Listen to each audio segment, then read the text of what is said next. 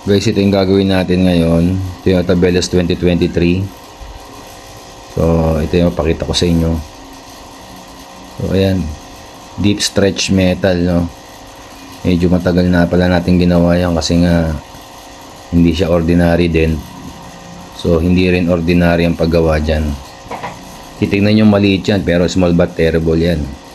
Hindi basta magagawa ng ganon-ganon na katulad lang ng dimple, no? Yan, iba pag proseso ng paggagawa niyan. So, andito tayo ngayon. Ayan, no? Baklas na yung sidings. Tingnan natin kung may access na maganda.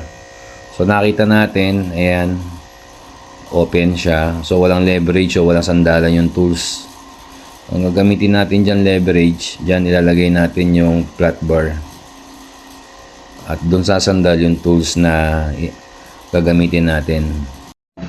So yan, nag-try tayo. Dapat dito ang access natin. Kasi karamihan sa Toyota, pag tinanggal mo yan, may butas yan sa gitna. Pero ito walang butas. So ito na yung sinasabi ko. Yan yung may arrow. Yan yung ginawa kong pinaka-leverage. Yung flat bar natin. So knockdown naman tayo ngayon.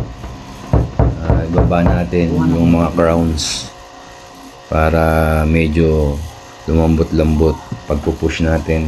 Kasi kailangan natin ibaba yung crown na yan para walang pressure. Tapos balik ulit tayo sa pagpupush. So ayun. Yun pa rin yung naging silbi ng ating pinaka flat bar. Ayan. Diyan ako kumuha ng leverage. Napaka-importante niya yung flat bar na ginawa nating leverage. Kasi kung di dahil dyan wala na tayong sasandalan, no? Hindi natin magagawa yung dent na yan.